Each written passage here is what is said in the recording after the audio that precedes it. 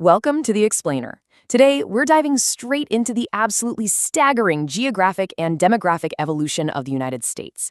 We're looking at a single, incredibly rapid century of change that literally redrew the map.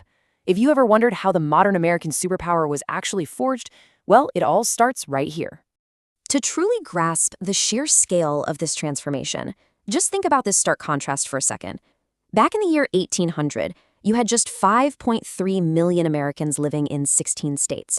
Basically, the entire country was trapped between the Atlantic Ocean on the east and the Appalachian Mountains on the west. Beyond that, a massive uncharted wilderness of plains, mountains, and deserts. Fast forward to today, and we're looking at over 330 million people living across a transcontinental powerhouse, from coast to coast. So how on earth did that happen so fast? To make sense of this explosion of movement, we're going to break the journey down into 6 distinct phases. We'll look at the early American frontier, the push for manifest destiny, the heavy human cost, rushes, rails, and ranches, the people of the West, and finally closing the final frontier. All right, let's start with phase 1, the early American frontier, and crossing the Appalachians. So, right after the 1783 Treaty of Paris, the newly minted republic's borders officially stretched all the way west to the Mississippi River. But practically speaking, almost no Americans had actually laid eyes on that land. It took hardy frontiersmen, guys like Daniel Boone, to start opening things up. In the late 1760s, Boone used a Native American path called the Cumberland Gap to carve a route through the Appalachian Mountains. Congress eventually passed the Northwest Ordinance in 1787 to organize these new territories, and pretty soon a slow but steady trickle of pioneers started making their way west. This very first wave of migration is what led to Kentucky and Tennessee formally joining the Union back in the 1790s. Which brings us to part 2, the push for manifest destiny, where the nation starts looking all the way to the Pacific. Now, the map of the United States was redrawn at absolute breakneck speed. In 1803, with Europe racing for the Napoleonic Wars, France decided to sell its vast North American holdings to the U.S. for $15 million. This was the Louisiana Purchase, and it stretched the country all the way to the Rocky Mountains. Then, tensions over the 1845 annexation of Texas sparked the Mexican-American War. When that conflict ended in 1848 with the Treaty of Guadalupe Hidalgo, Mexico ceded a massive chunk of land. We're talking about what is today California, Nevada, Utah, Arizona, and more. In just a few decades, the literal landmass of the United States had multiplied exponentially. But this map-altering growth wasn't just political, right? It was deeply psychological. Following the famous 1804 Lewis and Clark expedition to map that new Louisiana territory, a really powerful concept took hold: manifest destiny. The rock-solid belief that the nation was simply bound to stretch from coast to coast. And this drive pushed brave mountain men, people like Hugh Glass and Jim Bridger, to endure the absolute wild, mapping out rivers and establishing early fur-trading outposts that would eventually become those famous pioneer wagon trails. Moving into phase 3, we have to talk about the heavy human cost, focusing on displacement and conflict.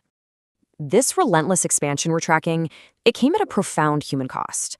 Hundreds of Native American nations had called this land home for millennia, and early treaties that promised to protect those lands were systematically nullified. In 1830, President Andrew Jackson's government passed the Indian Removal Act. This directly led to the Trail of Tears, where nations like the Cherokee and Seminole were forcibly marched west of the Mississippi, with thousands dying in truly abysmal conditions. As the frontier pushed further, Native tribes fiercely defended their homelands and ways of life. The Sioux Nation, led by legendary figures like Sitting Bull and Crazy Horse, fought back in the Great Sioux War of 1876, securing major victories like the Battle of the Little Bighorn. Similarly, the Apache leader Geronimo led an intense armed resistance down south in the 1880s. But ultimately, the federal government's overwhelming military and technological superiority forced the remaining Native populations onto reservations. Okay, shifting gears to part 4, rushes, rails, and ranches. This is where migration really accelerates. So picture this, it's 1848, right around the time the treaty with Mexico is being finalized, and boom, gold is discovered in California. This triggers an extreme mass migration. By the mid-1850s, some 300,000 prospectors, famously known as the 49ers, had flooded the region. And just think about the sheer difficulty of this journey. If they didn't take the grueling, dangerous overland trails, they opted for a crazy multi-stage ocean voyage. We're talking sailing south from the East Coast, physically trekking overland across the Isthmus of Panama, and then hopping another ship to sail back up the Pacific coast. This massive influx fast-tracked California into statehood by 1850. Boomtowns popped up literally overnight to mine for gold, silver, and eventually oil, complete with saloons and gambling dens that were perfectly designed to, well, mine the miners of their profits. But honestly, nothing catalyzed this era quite like the Transcontinental Railroad. After some major delays caused by the Civil War, the federal government made uniting the nation a top priority. And on May 10, 1869, the Union Pacific and Central Pacific Railroads finally met at Promontory Summit in Utah. The driving of that final spike was a total game changer. It instantly shrank the vast continent, cutting travel time from a grueling 6-month ordeal down to a little over a week. And the railroad wasn't doing this alone. You had this incredible way of supplementary innovations like the telegraph, the telephone, and the steamship that made communication and travel exponentially easier. Add to this government incentives like the Homestead Act of 1862. This offered parcels of federal land for a mere $1.25 per acre. The goal was pretty simple: entice settlers out there to transform uncultivated dirt into productive farmland. And it worked. This led to massive new economies, specifically cattle ranching, where these massive herds were driven across the open plains of Texas, Wyoming, and Montana by the soon-to-be iconic American cowboy. Let's look closer at those people in Part 5, the people of the West, and the diverse tapestry they created. Now, Hollywood often paints a very, let's say, specific picture of the Old West, right? But the historical data reveals a really surprising demographic reality.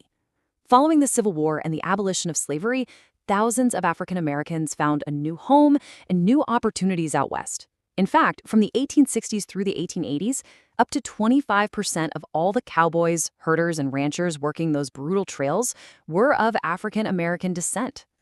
The allure of cheap land and fresh starts drew an incredibly diverse cross-section of humanity. As eastern seaboard cities became totally overcrowded, Irish and German immigrants escaped urban poverty by heading west. You had Chinese migrants crossing the Pacific, playing a massive role in the gold rush and taking on the brutal, backbreaking labor of building the Central Pacific Railroad.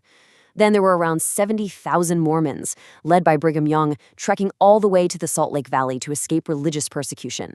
And of course, the sheer vastness of the frontier made law and order incredibly difficult to maintain. This gave rise to those legendary chaotic clashes you hear about. Outlaws like Jesse James and Butch Cassidy squaring off against hired lawmen like Wyatt Earp and the Pinkerton detectives who were just trying to bring them to justice. Finally, we arrive at Part 6, closing the final frontier and looking beyond the contiguous states. By this point, the United States began to look beyond the mainland. America actually purchased Alaska from Russia back in 1867, though to be fair, it mostly sat empty until the Yukon gold rush of the 1890s suddenly brought 100,000 prospectors flocking to the frozen north. Meanwhile, way out in the Pacific, American missionaries had been arriving in Hawaii since the 1820s.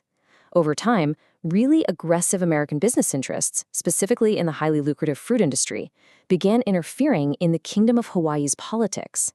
This push for control ultimately led to the formal annexation of the entire archipelago in 1898.